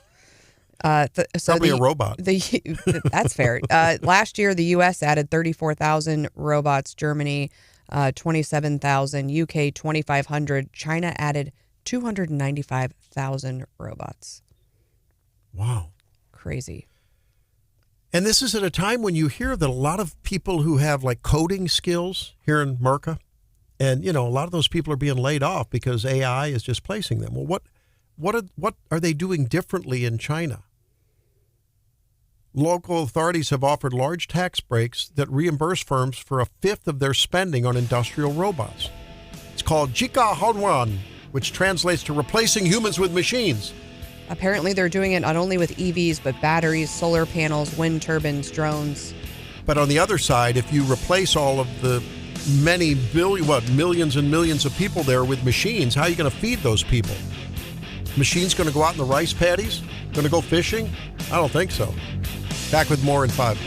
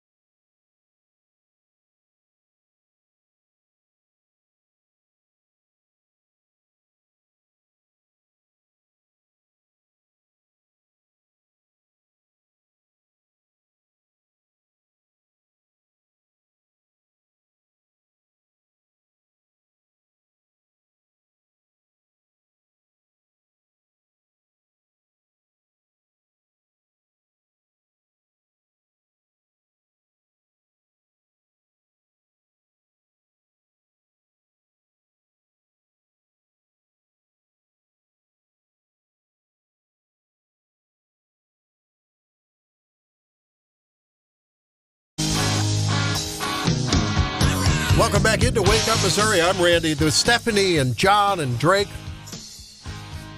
Stay in touch with us on YouTube, the YouTube channel, or on Facebook. We like to stay in touch with you. Make sure you like us on YouTube, because that way we get more and more and more play, and then you get more and more of us. Don't forget the Gary Nolan Show coming up at 9. But Peter's in for Gary. He tells me he wants to drill down a little bit on this furlough, or the permanent furlough, firing of the federal employees, which is a unique thing. I know he's geared up for that. We'll see what Peter has to say about that. You know, he also tells me that he's been eating his kimchi, yogurt, taking probiotics, and sauerkraut because he's been working on his microbiome. And you think he was sharp before? Wait till you hear what he has for you today. I mean, you know, unbelievable. Now that his microbiome's going, that gut-brain connection's happening, you know. I want to make Peter healthy again. That's all. MPHA. Hey, there is some serious news, though, and that is about the abortion debate in Missouri. Yes. What's going on? The courts have made a decision? There's a lot of abortion news in Missouri. Of course, the voters passed Amendment 3 in November to enact, quote-unquote, reproductive freedom.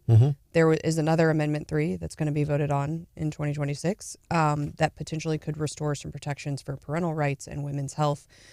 Based on the reproductive freedom amendment that was passed in the fall, there's been a series of court cases. We've already been up to the Court of Appeals and back once. And essentially what happened was the pro-abortion folks sued and said, hey, Missouri has all of these laws on the books to protect things like women's health. And they impede now your right to reproductive freedom, and they need to be ruled invalid. Like safety rules. Yeah, that A.G. Bailey said, look, the abortion clinics have to abide by the same safety rules and cleanliness and hygiene and sanitary things and all that, right? So, right. Sterilization. And so the court originally issued this temporary injunction that prevents the state from enforcing some of these rules, including requirements that patients have at least 2 visits 72 hours apart before having an abortion. You would argue probably there are medical reasons why you should see an in-person doc before you do this. Are you kidding me? Yeah. So that requirement's out the window. Unbelievable. The other requirement that's out the window is that these abortion clinics be licensed by the state, out the window. And so on the initial appeal, if you recall, it went up to the Western District and they determined that the judge used the wrong standard. Do you remember that? Yes. We talked about that. Yes. And so it gets kicked back down. The Attorney General appealed and lost yesterday, unfortunately. The court said, and again, this is all preliminary, right? The court, I think the case is going to hearing on the merits in January. Yes, it's set for January, so right now we're still at the injunction phase. And the phase there's a higher bar to get an injunction. So this is all really coming out of the court from this woman and the judge in Kansas City, right? Yes, Judge. She continues to side with Planned Parenthood. She does. Okay. Yes. And so the Attorney General's office was saying that essentially that these protective laws that the court has enjoined were not causing a high enough degree of irreparable harm. That's one of the elements when you're seeking an injunction. You have to show irreparable harm. And they said they didn't meet the standard to show irreparable harm. The harm was only minor. And the Court of Appeals apparently called Bailey's argument disingenuous and said the irreparable harm flowing from a denial of abortion care. Those are the judge's words. Abortion care within the confines of Missouri are unique because an abortion decision by an expectant mother simply cannot be postponed, or it will be made by default with far-reaching consequences. I mean, I guess we should be happy that she said expectant mother and not expectant pregnant person. And so essentially that means that Planned Parenthood can continue while the case plays out to provide abortions. I think they're only doing it in the cities, basically Kansas City, St. Louis, and Columbia. So what about the irreparable harm if let's just say a safety regulation is not implemented? What about to a woman getting an abortion? What about the irreparable harm if informed consent is not full and then there's a complication and the patient maybe has permanent infertility as a result of a complication or gets a transfusion-related problem because she bleeds? I mean, I can think of a number of things. Well, and what they're arguing is that when the voters checked the box for, unfettered abortion access, that anything that would essentially delay your decision to to get an abortion is, now violates your right to reproductive freedom. And so, again, the case still has to go forward on the merits. That's in January, but based on, the decisions we've been seeing so far, I don't have high hopes for these protections. And so ultimately, I mean, if you're dissatisfied with where this stands now, you're going to have a choice at the ballot box to bring back some of these protections for women, some of these protections for parents about informed. Now, is any chance that this could get back to the Supreme Court between now and then? Potentially. I mean, they can move quickly. It's, Seriously, fast track it though, huh? Yeah, I mean, if we're a month away. Yeah, I mean, it'd be tough because if the hearing's in January, you wouldn't expect a decision real quickly out of the circuit court. Then you've got time for post-trial stuff. Then you've got to get up on appeal. So it'd be unlikely. At this point, I'd say not super likely, John. But I will say these appeals, too, we should note, the appeals the AG is taking on a preliminary injunction, if you recall, Randy, was not an option available to the Attorney General until the legislature passed that new law last year that said, no, you can take an immediate appeal. That law has actually been challenged in a different case, and there's an injunction. Judge Green ruled that that's invalid. Anyway, so there's a lot going on right now. Catherine Hanaway's tool chest was diminished a bit, right? At least by Judge Green's ruling now in terms of her willingness to appeal. And that's a lower court decision, and she's since appealed that decision. So I think she's... Okay. Yeah. Well, but speaking of Amendment 3, I mean, we're really on the precipice of an important election, right? I mean, people are going to be voting on this in a month. Correct. Less than a month. Yeah. Okay. We still don't have... No, not in less than a month. In 2026. I'm sorry, it's 2026. Yeah. We still don't know. That's right. It's next year. We still don't have ballot language, though. Right? Isn't that the one where No. Well, two strikes and you're out, and then now the judge is still keeps giving Denny Hoskins. He approved he did. The next rewrite, but of course the other side's already appealed. Oh, okay. So we do have language that we think is correct. I wish that Hoskins change his name to McCoy. Then it would be the Hatfields and McCoys. That's what it feels like. Well, and certainly Chuck Hatfield's involved in the ballot title litigation, litigation, but also he's also Is he in this? In this Planned Parenthood litigation. Boy, he's like a little badger, that guy. Chuck's been at it a long time on a lot of cases. You know Chuck? He is. Yeah. He's a good. I've tried cases with him. On good the same guy to side. have dinner with. You just don't want to. I mean, Oh yeah. You may disagree with him. And super talented lawyer. The other lawyers in his office are super talented, and I don't think it's any question that he's the preeminent Democrat lawyer in the state. And so if you've got a lefty issue that you want litigated, he's your guy. Wasn't he arguing about the placement of a semicolon? Hey, he ought to be a GI doctor. Where's your colon? Oh, I love a good grammatical statutory interpretation argument. Those are really fun. Well, okay. To each her own. So there's a lot of litigation going on, and then we're hearing, talks that the folks are out there collecting signatures to put the map back on the ballot. That's called a referendum. If they get those signatures, then we could potentially, be voting on that. There's a lot out there. So, we'll be voting on IP reform. Oh, that's right. Yeah. Yeah. Is that next November? Or is it going to be in a general election before then? So there's some discretion depending on the way the issue gets there. That the Gov can call special elections. In the past, he can put stuff on April. He can put stuff on November. So we'll be voting on all of this, I believe, next year. With initiatives, assuming people get some of the signatures that they're seeking. But yes, there is some discretion on when exactly. I think they've pretty much been saying it's scheduled for November, just like the Amendment 3 is. Yeah, and typically, the default is November. Yeah, but he could change it if. Yeah. In the past, we have voted on some issues depending in primary on elections. Whether you think a low turnout's good for your side and you're the governor. Yeah. Right. I think there's a lot of calculations that go into when you vote on things. So we get a text from here. We're going to have to try to get a hold of Casey at the Soybean Farmers Association. He texts us at 573-874-9390. This is troubling me. A lot of the Trump moves are potentially, depending on how they all end up in the end, right? Because things are in flux. It's a very dynamic economy right now with all these tariffs that are going on, even before the China move and the escalation and the reignition of that fight, that tariff war, it's hurting people that I think were in the, and maybe still are in the Trump tent and in the MAGA tent. But there's not a name here, but the text says soybean farmers are P*SSED off. Looks like soybean farmers will be getting subsidies. Well, I guess exports on beans over just this year, I know. I saw a thing the other day and said it's about down to about 1/3 what it was last year. That's because China is saying, phooey on you, America and soybean farmers. We're going to, you raise our tariff, we'll raise you some soybean markets one. And they're going to they've gone to Argentina and Venezuela. And, this theme is being repeated in other industries where, all of a sudden markets dry up because, where there's a Chinese market.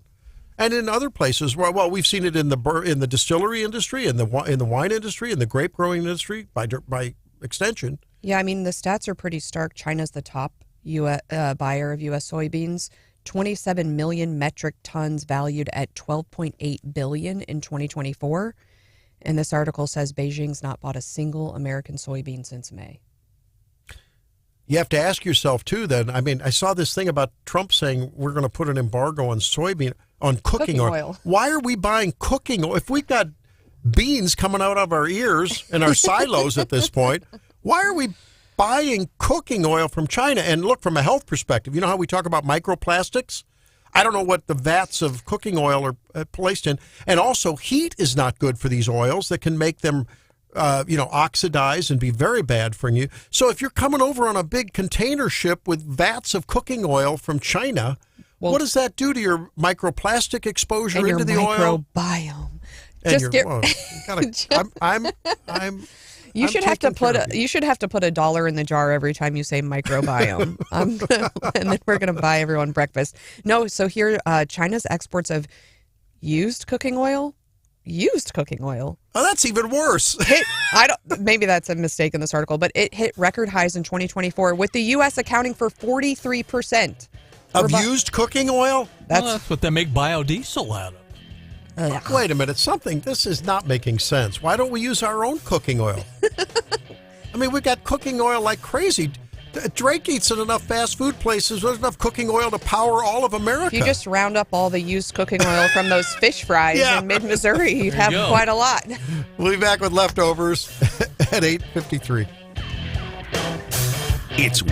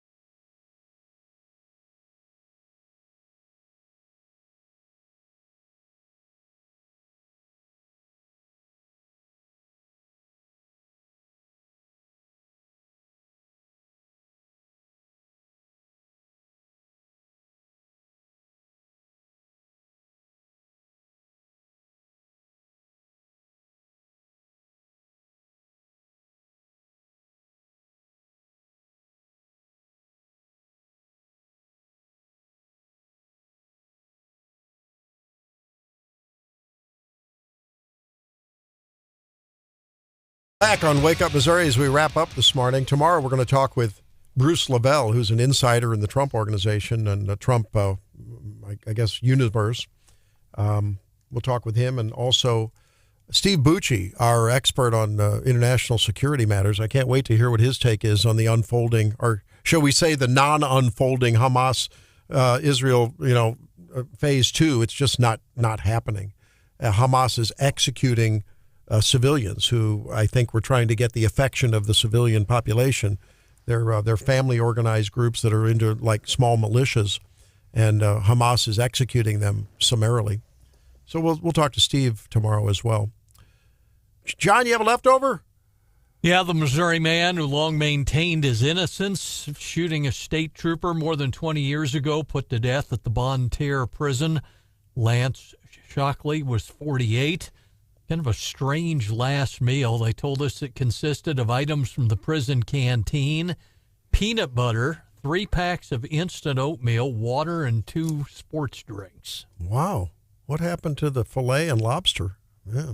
I don't think that's an option anymore. What would yours be, Stephanie? For what? Last meal. If you were on death row. I don't know. I love You're a all foodie of foods. sorts, right? So Can I pick like a 12-course tasting menu? Would it involve cheese? Oh, 100%. Yeah, definitely. Okay, cheese so that's for dessert. Cheese for dessert. Okay. Yes, Yeah. I love a dessert plate of cheese. Drake? We're going barbecue every single day. Yeah. Casey, dry rubbed or glazed? You like salt? You like wet barbecue or dry rub? Glazed. You like the wet stuff? Okay, and good. KC barbecue. Not you guys Memphis do style. You guys do it better than Texas. All you right. really do. Okay, John, what's your choice? Massive quantities of beans.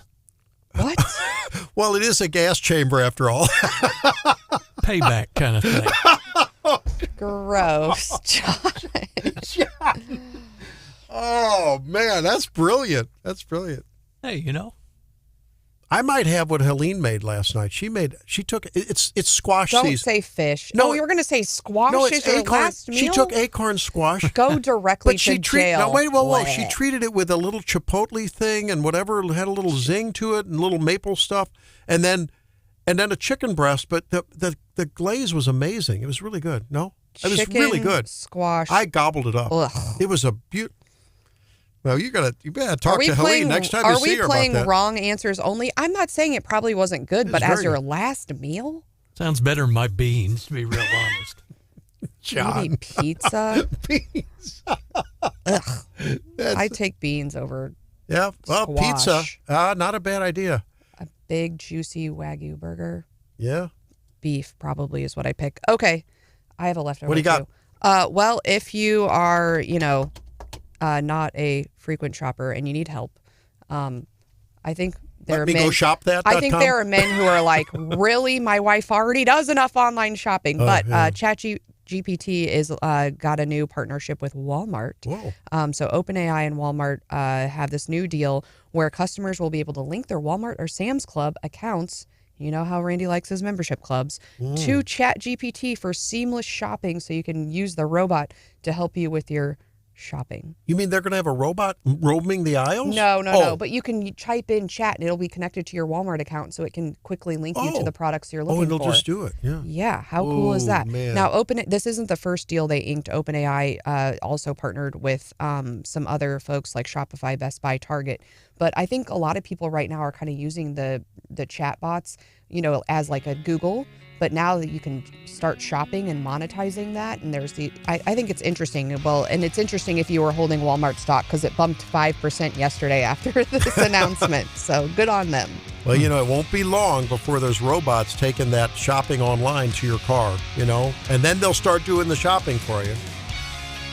So much to talk about, so little time. Don't worry, Peter Thiel will pick up the baton and run with it. Coming up on The Nolan Show. We'll see you tomorrow.